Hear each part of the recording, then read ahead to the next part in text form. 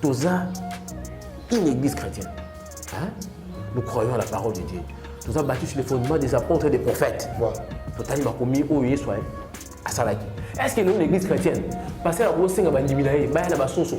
Jamais. Bandi baina basoso, tala basoso ya kotam belebele d'église. Auto qui ne peut gorger on tout ça le sacrifice pour nous rappeler na biso. Tu comprends? On a dit sacrifice la gisini. Pourquoi ba gorger nyama? Ce qu'on gorger soso la gisini. So gorger taba et la gisini. Pour na bi signification pe na bi ça la nini. Tu comprends? Na kebi ça pas na zambe. Na tika ba tbaki. So to ina basoso. So yesu ne gorger ça il est mort enfin. C'est ça. Oh, les koulous wana ezalani baya wana koulous te. Tout à l'heure mutu akufa ki wana makila na ye wana idosan wana c'est lui l'agneau. Tout à tu es la sauce moi. Pour sans zone en fait va rose croix.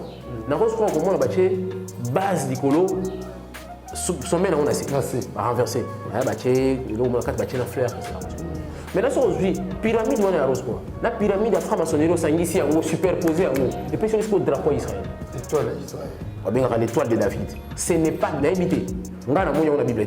Ceux qui passent peut-être au monde, peut-être qu'on appelle ignorant, l'Arsabiso, qui est l'étoile de David de la Bible. Moi, je n'ai pas trouvé ça. Dans une temps, il y a fouiller dans le monde, on a la Bible.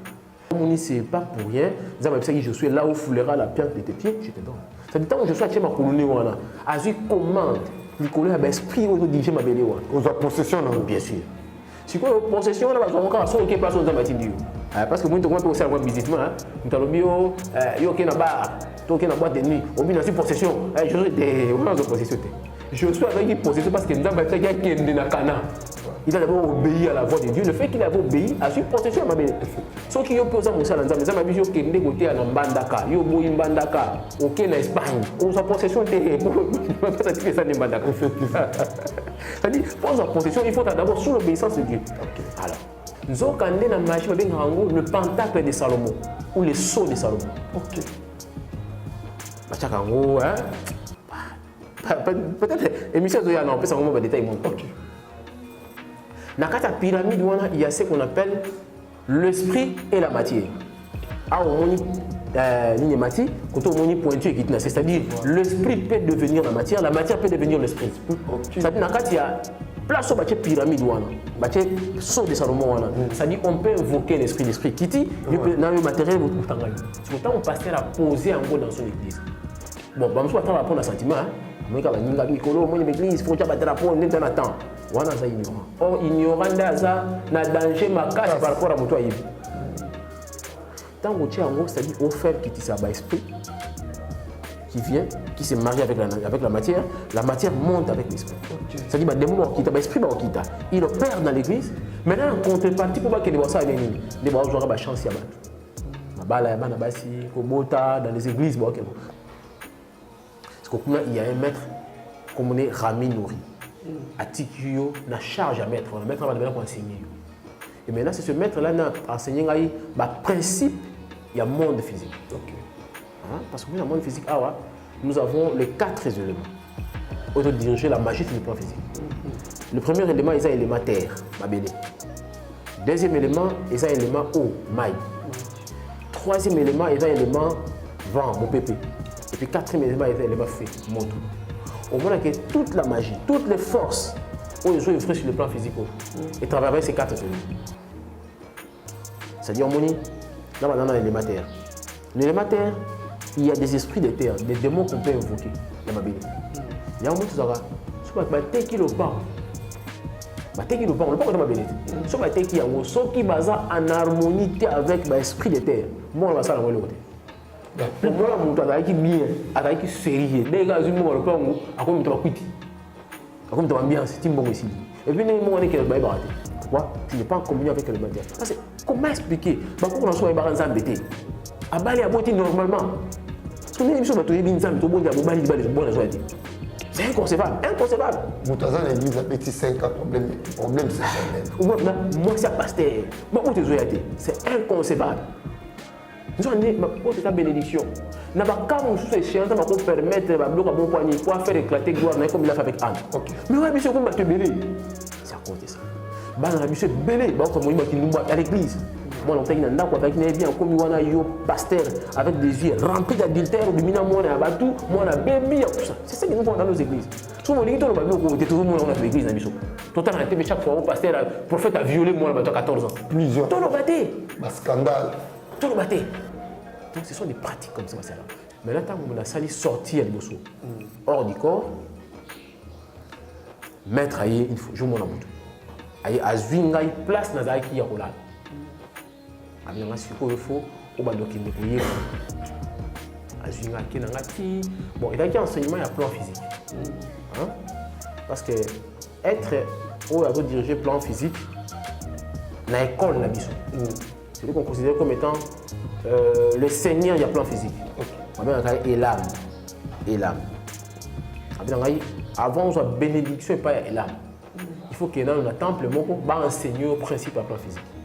Alors maintenant, nous autres, mais on a un monde astral. On a combien de plan astral.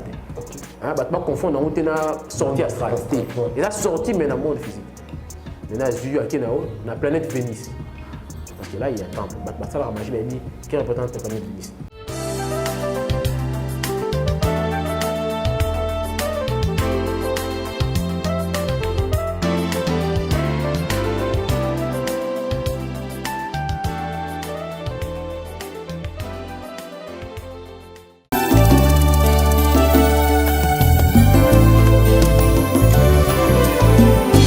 Éternel, je lève à toi mon âme. Mon Dieu, en toi je me confie. Que je ne sois pas couvert de honte. Que mes ennemis ne se réjouissent pas à mon sujet. Alléluia.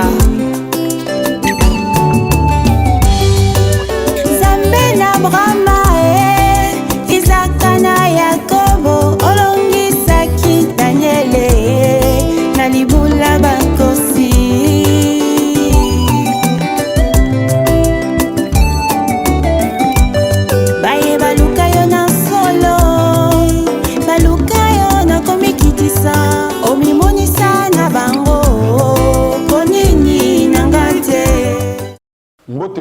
Partout dans le monde entier, c'est votre serviteur évangéliste Michel Ekouchou, Nazali, visionnaire et église MED, mission évangélique et de la délivrance. Nous sommes serviteurs de Dieu des ministères. Donc, nous sommes l'église, nous sommes responsables. Il y a l'église et Tonga Mounene, nous sommes à Kinshasa, na commune Ngaliema, na quartier Kamunganga, avenue Dianté, la numéro 14, na Mbinza Ozone. Et mission Nabino, le monde dans l'église. Le monde dans l'église, nous allons continuer toujours dans le témoignage. Où ils allaient 14e numéro dans biso, il y a témoignage autour yoka nini oyo nzambe asalelaki frère na biso Blaise Aouna. Ici kapikolo so bimisaki. Na 13e numéro na biso to uti kosuki sa talisi biso comment azalaki initié. Comment Zalaki initié, je crois qu'il Bolandi a détaillé biso bamakam ebele vraiment yé à mon aki na katia initiation mais to soukaki na présentation ya maître na principal ou ngaka zala comme guide na donc to soukaki wana yango bana nzambe na sengi na bino bo s'abonner massivement bo soutenir chaîne na biso parce que d'ici là tozo kota ba programme d'intercession directe chaque 22h à 23h et chaque 5h à 6h et plus de 12h à 13h. Autre ben na ba prière d'attaque. Et la prière ça se fait na combo il y a Jésus-Christ. Kolo so pambola bino. Merci beaucoup na famille tia ça na ma caméra. Fungo la biso caméra to ma invité na biso mko alelo. Frère na bon. Oui, ça va, l'homme de Dieu. Vraiment Nzamba pambola, je crois que les cas bien ba numéro na biso. Ils ont les cas bien. Mais là aussi on a bandeko ba otala obike. On a l'émission on a chaîne YouTube. Yes. On s'appelle Nango. Si on s'appelle Nango, on dit qu'il y a un lien vidéo. On dépend de comme ça.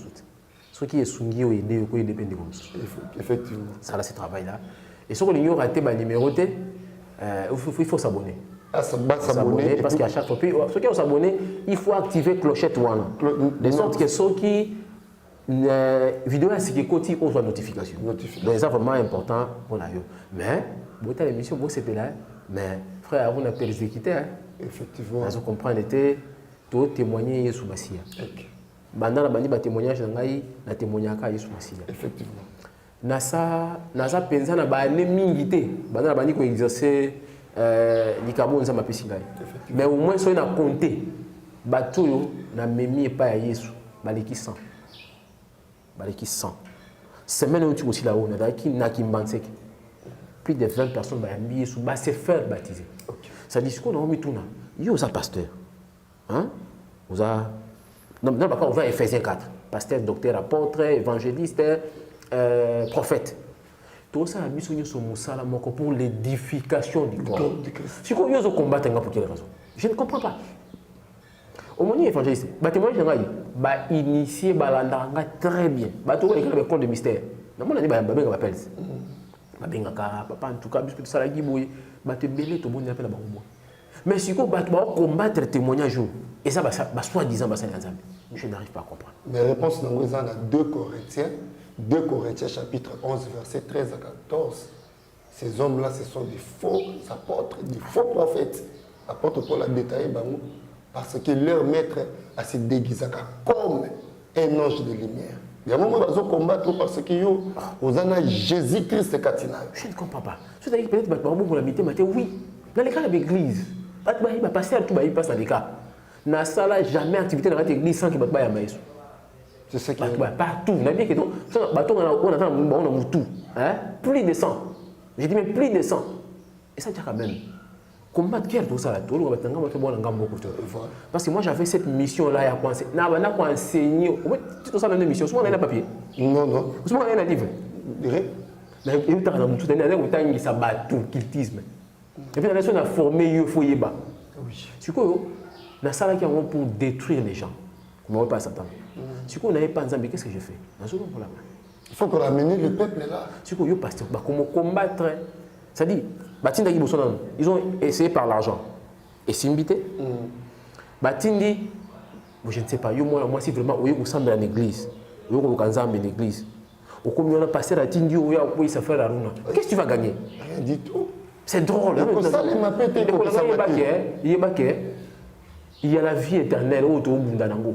Oui, dans mon kilo, autour de la vie. Tout ça, c'est le point. Bafuta yo ozwambongo olia soko lete bokonda kobela okufa ozimbongo osomba lupango tonga ndako kwa nini et protéger contre les intempéries pour ceux qui mo inama ya mvula ezwi okobela okufa donc toki mala soka liwa siko liwa toki mala to na posa vie nzamba proposer biso la vie éternelle où ils ont la maladie ils ont la souffrance tout ça siko yo lingo boya yango kaoya bâtir tous les moyens en fait je peux imaginer voir même si on a une initiation occulte, mais la criate, être et apparaître pas dans le bon endroit. Après tout, on a terminé avec ça. On va dire que l'esprit. Qu'est-ce que vous voulez? Vous croyez qu'avec ma menace, on a un témoigner? Bon, je fais quoi ça? C'est quoi ça? Au commis ennemi. Ça n'a qu'à continuer. Là où il y a le mal, je dirais qu'il y a le mal. Ephésiens 4, verset 16, la Bible dit « Suis-je devenu votre ennemi en vous disant la vérité ?» C'est ça, à cause de la vérité, la parole de Dieu. Il y a un bango, le quoi, bazan na mensonge, dans quatre ténèbres, on considère directement comme ennemi là-bas. Bah, tu vois ça, mais l'église, on va bien gagner dans la paste. Tout un exemple, l'évangile, c'est coutu. Tout ça, une église chrétienne. Nous croyons à la parole de Dieu. Tout ça battu sur les fondements des apôtres et des prophètes. Voilà. Totalement commis au Yeswa à Salaki.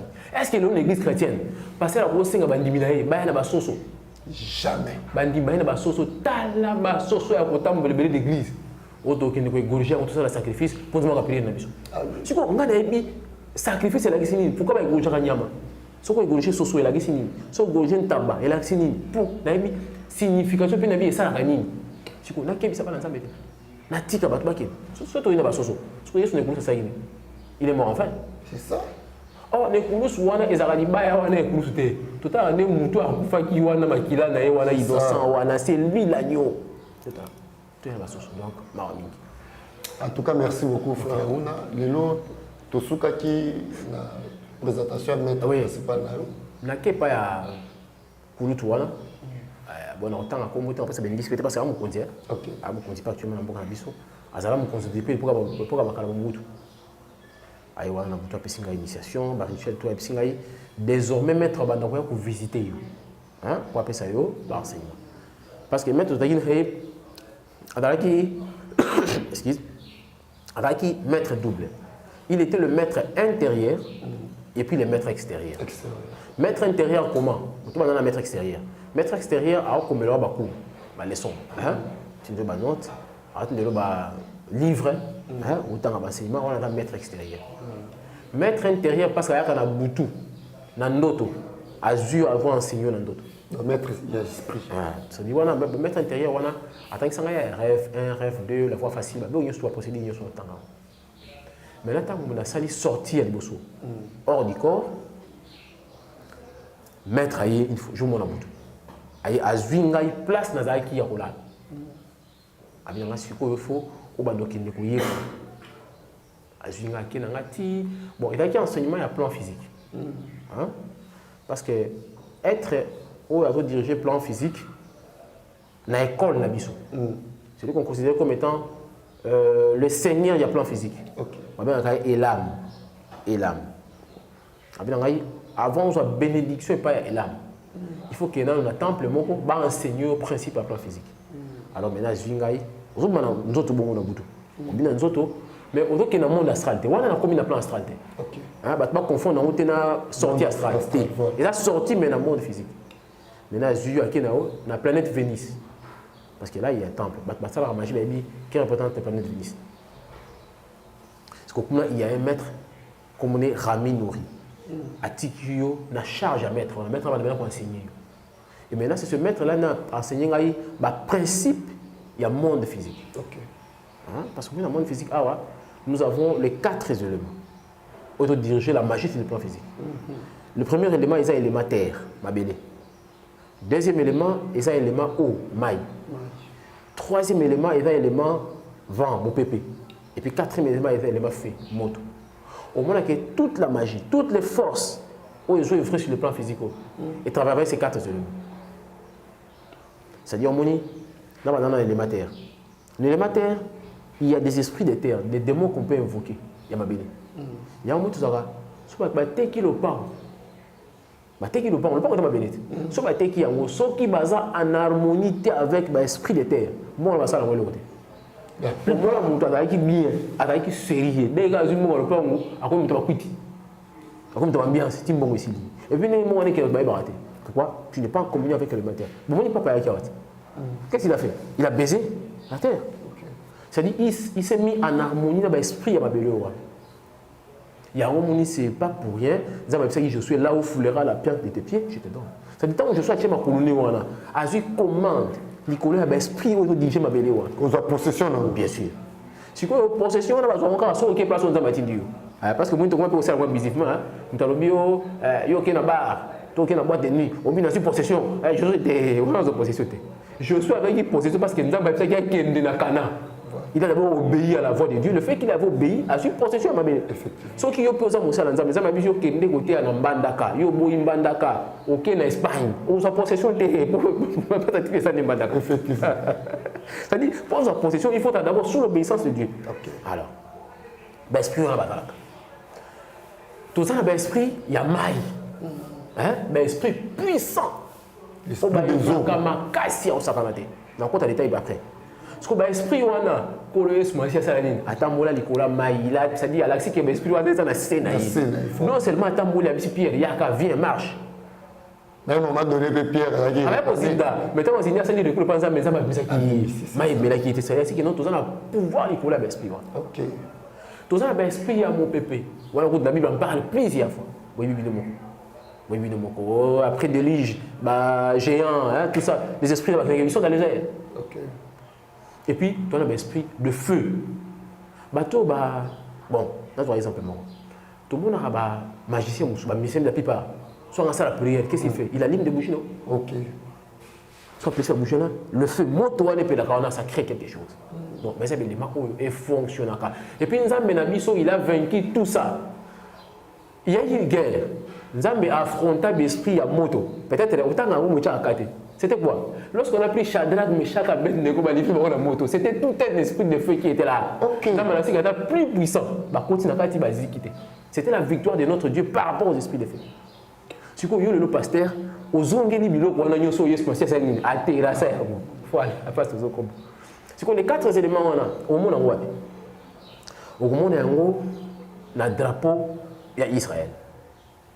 On va pasteur, il y a l'église. Hein? Non, pas Israël. Non, tu n'as pas Israël parce que le micro qui n'a pas été, attends, le numéro où il y a un croquis, on a expliqué, tu vas comprendre. Tu n'as pas Israël, au monde, il y a 2 pyramides.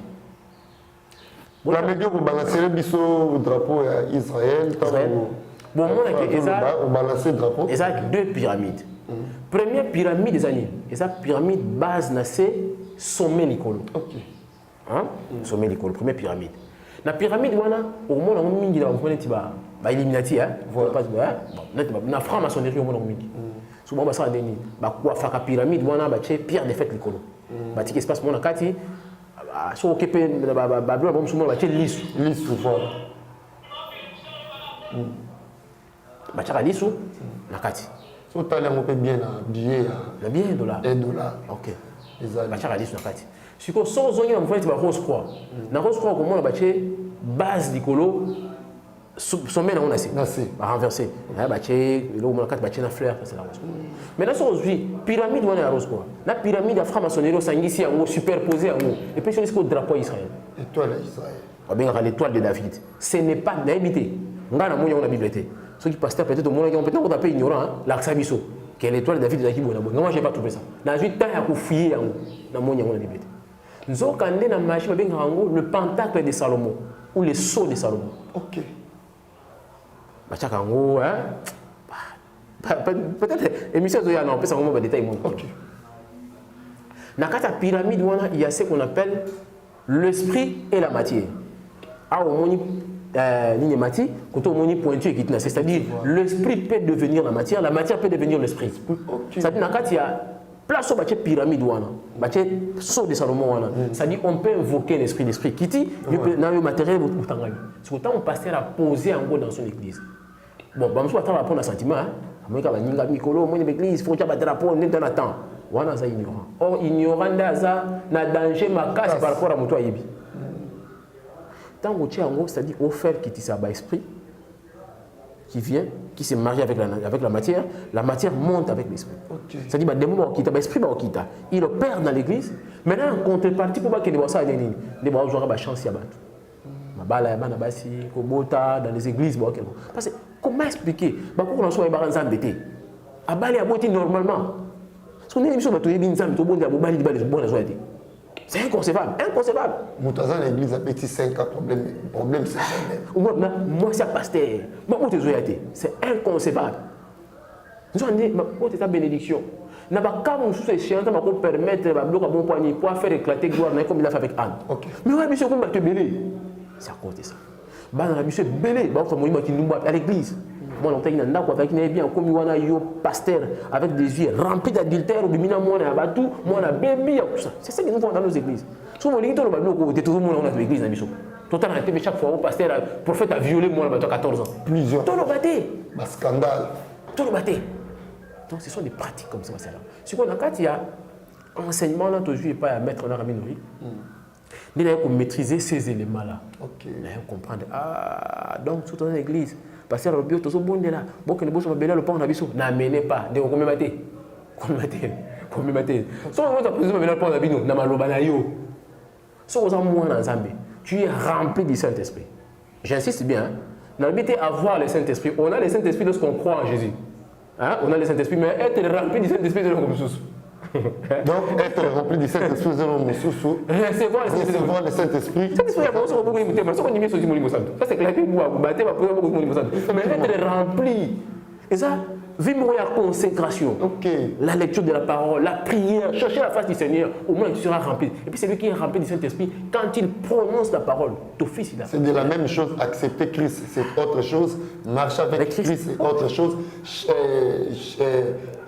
Chercher Christ, c'est autre chose. Marcher, accepter, chercher, ils sont différents.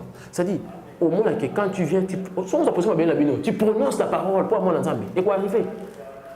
Après ça monte, le pont de Pessie, il y a qui beaucoup de danger ma casse. Bon, peut-être que tu as sengi boya na bela le pango, abonder le pont nango, après boki bois. Bon, le problème c'est quoi?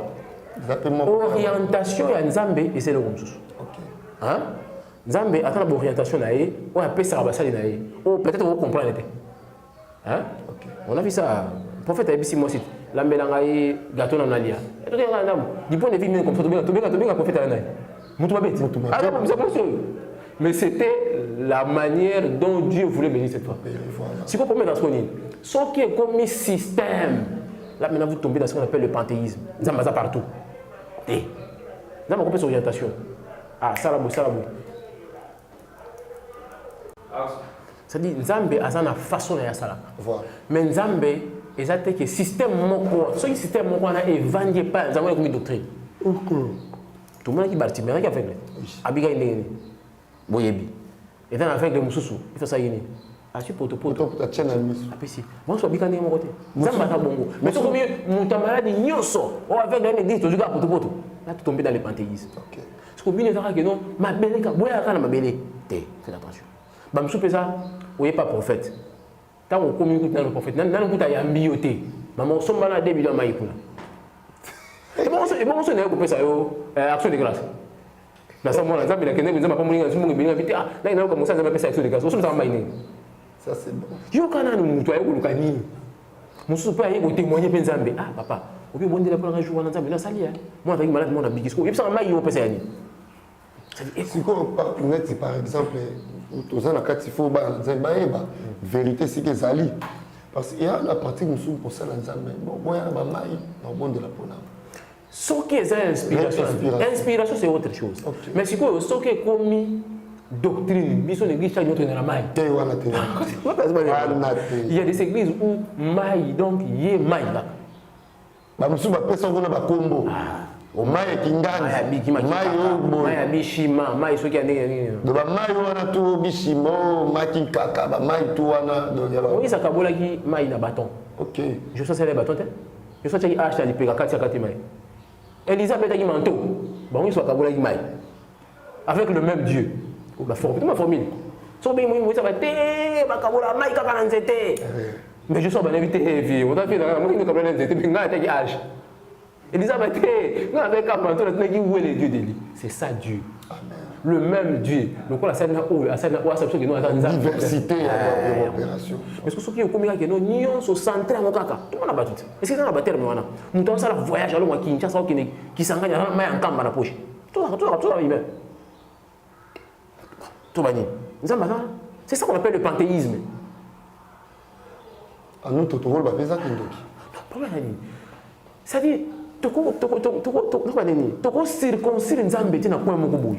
Dieu reste Dieu. D'abord, on adore Dieu en esprit. Christ a bien ils sont les vrais adorateurs. C'est ceux qui sont les vrais adorateurs. David parce que nous adorons Dieu en esprit. Pourquoi? Ces femmes sont intervenues. Vous adorez ce que vous ne connaissez pas. Voilà. Mais surtout, il s'est matérialisé dans ce corps qu'on appelle Yehoshua Mashiach. Effectivement. Pour Jean Lobi, c'est lui le Dieu véritable et la vie éternelle. 1 Jean chapitre 5, verset 20. C'est dit, nous sommes un vrai adorateur. Nous adorons celui que nous connaissons. Ange a adoré Nzambe, oui. Mais mon ami sauté, l'ange adore par rapport à la création. Mais nous adorons par rapport à la rédemption. Dans un qui malade, c'est lui qui est malade, qui sera malade. J'étais pécheur. Dans la boue du péché, il m'a pris, il m'a racheté. Donc, tu as autant un livre, il y a Ruth. Dans mon Boaz, je sais que le véritable Boaz, c'est le Seigneur Yehoshua Mashiach. Parce qu'il m'a racheté. Moi, il était différent. Ange a mis du sous-mouté. C'est quoi? Nous avons tous les éléments pour adorer Nzambe. Dieu peut faire ça par son serviteur. Ah, l'église, moi c'est roi. Pasteur a joué à moi à bondir pour les ah, mais c'est roi, non, je il peut avoir maté à Kabakouyi. Abiki. Ah, mais il a apporté à chaque maboko Abiki. C'est ça Dieu. Na sura ça ni, nous sommes missions so, gloire ne pas pas Nzambe. Oh, to vite au tcheba.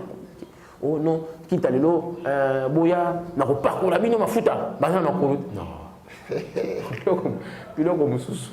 Même à ta onction d'huile, hein, pour parler de ma foute à Jacques Alobi.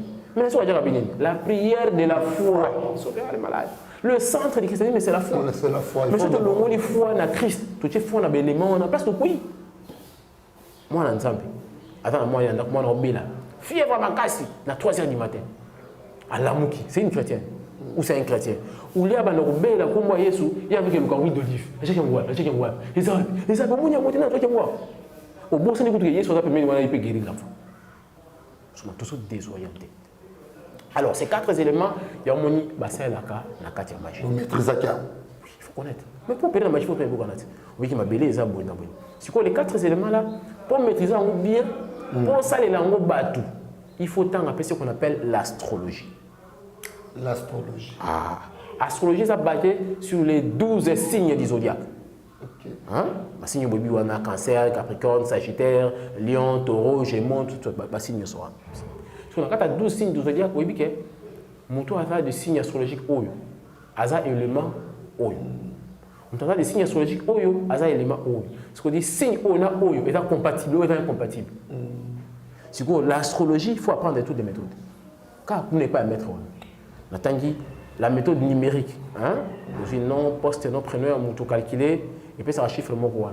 Ce chiffre est supérieur à 17, au divisé en dessous inférieur à 17, au calculer, au missi.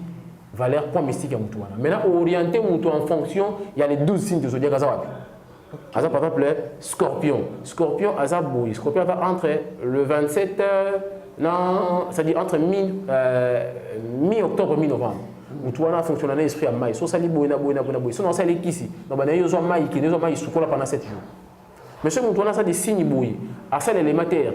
Tout le monde a pas un gabaï. On ne peut pas marabouer bisio. Zoé locaux qui nous condamnent ma belle parce qu'il y a signe astrologique dans le signe des zodiaques nayo et zo balana élément terre qui nous condamnent ma belle nous habitons yo pour voir comment on a maille parce qu'on fonctionne des mamai nous habitons nous place balamba mikate parce que quand il biloko appelle ça moto ndang on a c'est pour moto ça ali ça répartition c'est que tous ces genres de pratiques là nous les voyons dans l'église il y a un moni c'est pas pour y on va prière mususu bah si on te prière ou pour réciter en haut faut penser à bouger. Il y a des pasteur mais les prophètes est belé. Moment où tu as l'église habituée, on a comme ça. Le prophète a péché biloko. Ils sont pas bougés. Donc tu as appelé à mon corps. Donc comme la Kinshasa, tu papa. Place telle et d'Agawapi. Peut-être que moi, je suis dans la. Et puis, dans le ministère prophétique, il y a biloko que ça, il y a la casse. Mais il y a la bougie, et ça pratique kabbalistique. Parce que moi, les doigts, quand on parle de la kabbale, on dirait que kabbale, ils ont et pas Judas. Il y a la kabbale primitive. Okay. Il y a ce qu'on appelle la kabbale juive. Hein? Tout ça, la kabbale, tout ça. Nous avons la kabbale judéo-chrétienne. Les places psaume intervenant. Ok. Aussi psaume tangi, psaume tant des fois, c'est le parfum. Au moins, ceux qui disent que l'église, il y a un parfum. Voilà. Un parfum, une bougie. Même l'église va répéter le psaume, parfait. Parfum, oyo. Parfum de sérénité à ange qui gagne. Ok. Pour l'archange, au bazar la kabbale. Bazar forcément ange en embêté. J'insiste. Pour le moment, tout le monde bien le téléphone. Non, frère, papa, j'insiste. Pourquoi on a dit que ange à la Bible? Ils ont des noms similaires. Mais c'est pas ange à la Bible. N'appelle ça un exemple. Après, si on prière ou invoquer archange, d'abord, lorsque tu invoques un ange, c'est déjà un péché. Or, on invoque quel éternel? L'éternel. Car quiconque invoquera le nom du Seigneur sera sauvé. Si on va sauver, il faut invoquer le nom du Seigneur. Ceux qui sont invoqués comme un ange. L'ange n'est pas le Seigneur. Ce sont les démons. Et puis, quel est cet ange-là qui peut accepter ou invoquer? Ok? Tout le monde y chante, l'Apocalypse a béni. Il allait se prosterner à la chef au fou comme la réalité. Parce qu'un ange qui a la défense face ensemble, il y a un fou comme la réalité. Il y a un fou comme la réalité. Il y a un compagnon, il y a un fou comme la réalité. Il y a un compagnon. Mais dans l'Ancien Testament, on demande un ange. Non, attention, et ça va langage. Josué a vu l'ange de l'Éternel. Abi, je suis le chef de l'armée de l'Éternel. Ça, c'est Jésus lui-même. Qui se manifeste comme ça? Alors, Abraham. Non, Abraham a vu les trois. Avec El Shaddai. Voilà. C'est Dieu lui-même. Mais accompagné d'ange. Alors, ça dit, ange est dans la forme de béné. Ange est un messager. Le pasteur aussi, c'est un ange. Ok. Vous comprenez? Écrit à l'ange de l'église d'Éphèse, c'est un homme. Effectivement. Vous comprenez? Alors, tu comprends que l'ange est un messager. Gédéon. Non, le problème c'est quoi? Lorsqu'il se prosterna devant l'ange de l'Éternel. Okay. S'il s'est prosterné, ça s'embête. Manouach, papa. Parce que le problème, non, on peut voir des anges. Mais le problème c'est quoi? Et ça, dans le langage où il va utiliser. Parce qu'en réalité, dans le langage normal, un ange, c'est un messager. C'est un messager. C'est comme messager, on va appeler un être humain. Hein? Un être humain. Bah, ange, va faire ainsi. Maintenant, le problème est là. Dans quand il y a pratique kabbalistique, bah, ça y est, invoquer archange Michael. Pourquoi? Bah, Michael est un ange protecteur. Abattre et la rabattre. Il peut aussi la prière ou évoquer pour archange Michael à protéger contre Bandoti. Nous avons dit, si l'éternel le garde, c'est lui qui veut, il veut en fait. Amen. Même si c'est un ange. Et puis quel est cet ange qui va accepter à battre là? On lui a invoqué archange Raphaël. Regarde la Bible. Dans mon Raphaël. Ange Raphaël. Na yako mona yi wapi? Na Bible Tob. Na mukanda Tobi. Ange Raphaël. Archange Raphaël. Na mona komba Raphaël. Oh ba livre Tobi na Tobi ngaka ba écriture apocryphe. Ça dépend na biso na ba lui second ba semer ba até. Na mona Tobi. Bon, on a entre guillemets. Oui, c'est Judith, Judith, Daniel, Daniel, Macabé, tout ça, Sirasi, le roi. Et c'est utilisé en mobile. C'est livre apocryphe. Dans le débat théologique, c'est apocryphe. C'est-à-dire, ça dit, mais on le met pour là. Nakatia, invocation, ma pratique, ange, on a trouvé l'archange comme métier. Uriel. Dans la Bible, ça a été. Ce que tu dis, oh, un homme ne peut pas invoquer les anges. Les anges, voilà. Heureusement, l'élo, pasteur Aïe. Abi, j'active les anges de la délivrance. Il faut activer ange. Il faut activer ange. Et il y a une mais là, il y a une question. Pourquoi les 5 ministères on connaît ce pessimisme? Seulement le ministère prophétique qui a des conséquences et des problèmes. Mais effectivement, c'est parce que là où le diable entre facilement. Bien sûr. Parce que il a eu inspiration. Inspiration, oui. Mais est-ce que c'est une inspiration divine? C'est ça. Et qu'on appelle inspiration diabolique. C'est là où on comprend la rater. Le diable peut facilement infecter. Pourquoi on a déjà qu'il rime le tout dans l'Ancien Testament? Parce qu'il y avait des inspirations dans lesquelles on mettait. Il fallait maintenant faire passer devant les rimes et les tout. Aujourd'hui, les rimes et les tout, c'est la Bible. L'inspiration, il y a eu une demande dans ma comité.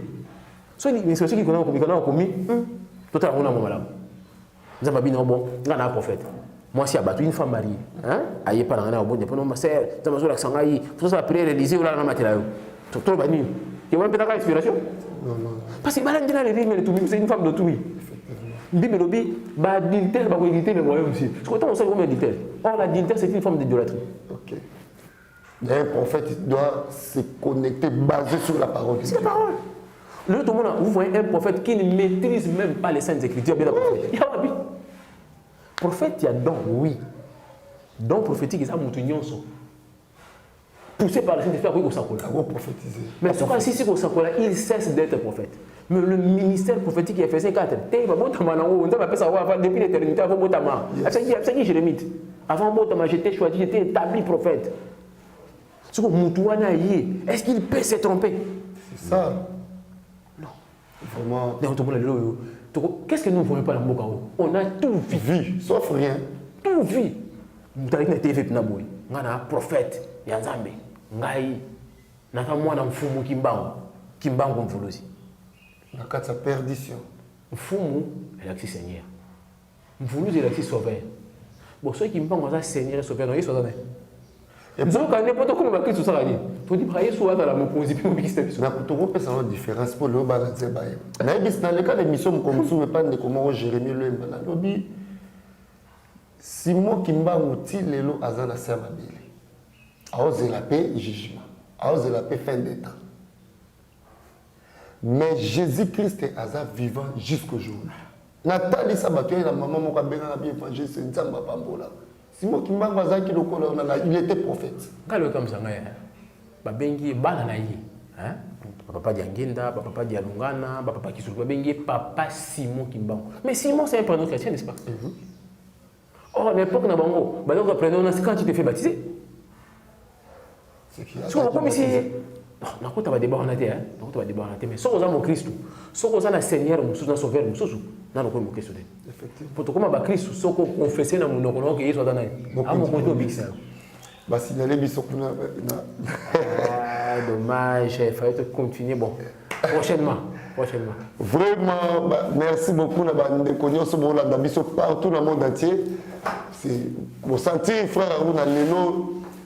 par rapport à temps, donc 15e numéro, ils ont dévoilé le souma Kamboua, awa, donc il n'est malé, mais aussi ça n'y a surtout les lotis. Médias à Katan, na kosenga na bino vraiment beau partager émission, beau s'abonner massivement. Ndeko langai, sunga amo ils a perdu, na ba numéro na biso to ça l'émission, le monde dans l'église. Les locaux mon affaire on les a témoignages munene, muto kolo abimis na kati occultisme na kati sorcellerie. Pe ko dévoiler biso ba secret monde des ténèbres, neti biso na kati ministère de délivrance bon.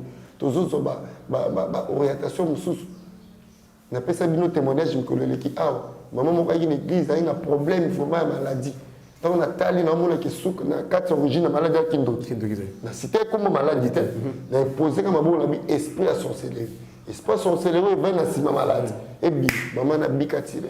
Amen. Nyonso na toza grâce ya koyeba. Oui, exactement que na muto ayebi nyonso azati.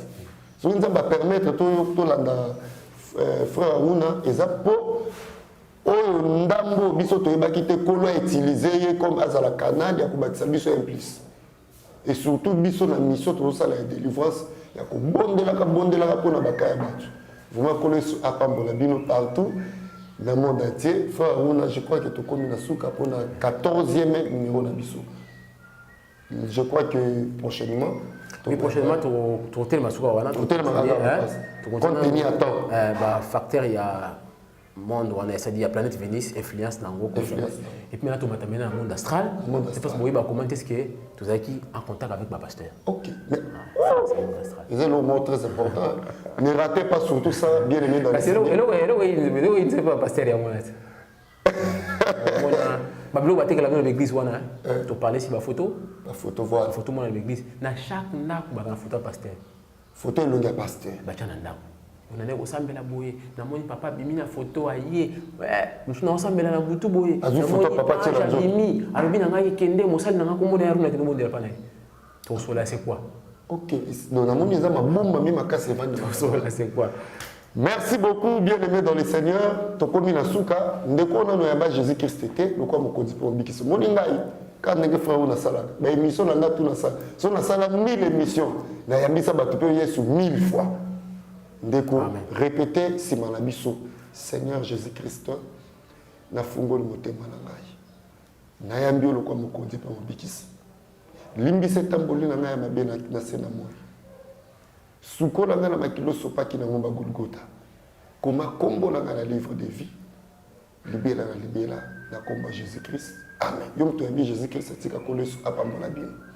Mbote mingi na pasteur Cathy Santos de Winnipeg. Maman atona na nguya nzambe. Kola pambola yo na église mbozo kamba TNC Tabernacle of the Covenant na ville ya Winnipeg na Canada. La bosanité Florence Aguizo Florence Waza main droite ya Mama Cathy Santos na Canada, bana Winnipeg, bana Toronto, bana Montréal, bana Ottawa. Nzambe pambola bana Caligari, Nzambe pambola bino esika bozali bo partager l'émission zo na Canada, partager émission ozola na partout dans le monde, bo partager même na Mbashi na Mbanda kana Guadeloupe na Mbujimai. Vous partagez l'émission vraiment collé en certain pambola bino na bonne santé pour remercier Lara Drone Plamedi Tias un vrai Congo. Merci beaucoup l'évangéliste Flavie la joie l'assistance naïe Kolo Amon Abino prochainement. Bye bye.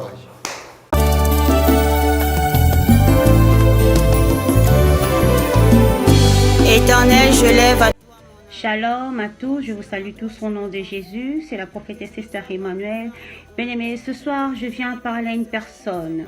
Toi qui as des problèmes, tu as des difficultés, tu es arrivé au bout de ta vie.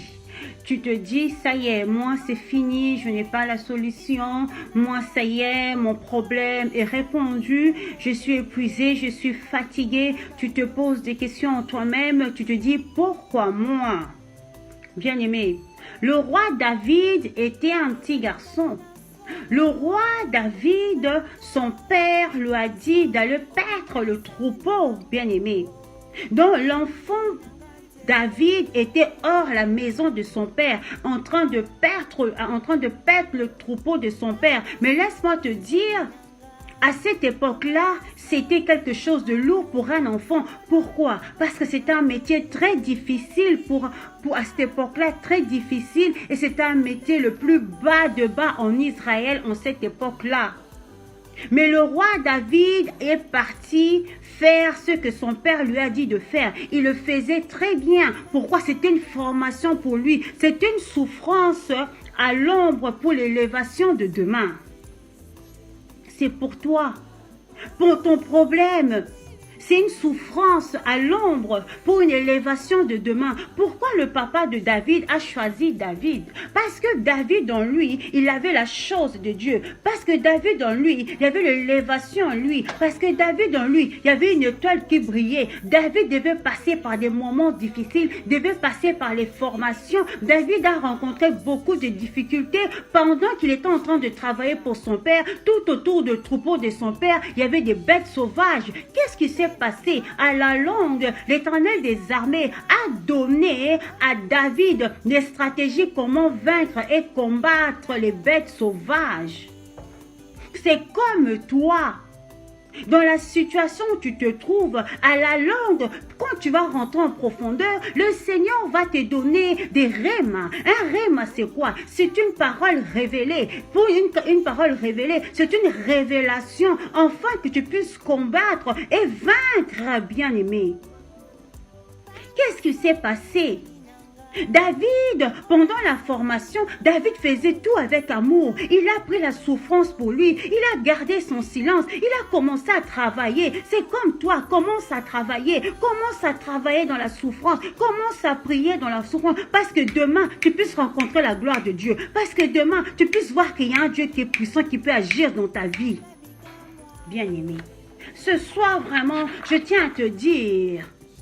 Ton problème d'aujourd'hui, c'est pour la gloire de demain. Ta souffrance d'aujourd'hui, c'est pour la gloire de demain. Les humiliations d'aujourd'hui, c'est pour la gloire de demain, bien-aimé. Dans la situation actuelle, là où tu te trouves, tu te dis, mais Seigneur, comment je dois faire? Qu'est-ce que tu dois faire? Tu dois rentrer en profondeur. La profondeur attire la gloire de Dieu. David, pendant la formation, il est resté, il a été formé. Quand il est sorti de la formation, il a combattu Goliath. Il a combattu Goliath. Goliath est tombé. Les gens étaient étonnés. Comment un petit garçon a pu combattre Goliath? David n'avait pas peur de Goliath parce qu'il a pris la formation. Bien-aimé. David a dit, il a été jeune, il n'a jamais vu un juste abandonné et son fils mendiant son pain. Bien-aimé. Est-ce que vous savez que Dieu peut se révéler à vous d'une manière terrifiante? Nous pouvons aller lire Matthieu 14, versets 24 à 27. Vous allez voir que Dieu s'est révélé à Pierre et aux disciples d'une manière terrifiante. Ils ont cru que c'était un fantôme, or que c'était le roi des rois. Bien-aimé, ton problème aujourd'hui, c'est terrifiant, mais Dieu est dedans. Ta situation actuelle, elle est terrifiante. Dieu est dedans, bien-aimé. N'aie pas peur, monte en profondeur, bien-aimé. Dieu est capable de faire et Dieu va faire. Dieu va vraiment faire. Ça ne sert à rien d'aller raconter tes problèmes aux gens. Je vous dis la vérité. N'ayez pas raconté vos problèmes aux gens. Il y a des personnes qui peuvent vous dire, oui, c'est bien, fais ceci, fais cela. C'est très bien. Mais n'oubliez pas, il y a des conseils qui peuvent venir pour dévier. Ça va dévier la voix de l'Éternel. Laisse Dieu faire dans ta vie et tu verras la gloire de Dieu. David a dit dans Psaume 37, verset 25, j'ai été jeune, j'ai vieilli, je n'ai jamais vu un juste abandonné, ni son fils mendiant son pain. Reste connecté à Dieu. Réveille-toi la nuit, commence à prier. Prie pour ton mari, prie pour ton frère, ta soeur, prie pour ta vie. Dieu va donner la solution à ton problème. Il faut croire en Dieu. Marche la tête haute. Dieu ne t'a pas abandonné. Regarde David, il était en train de paître le troupeau, mais David est devenu roi en Israël. Ton élévation va étonner le monde entier.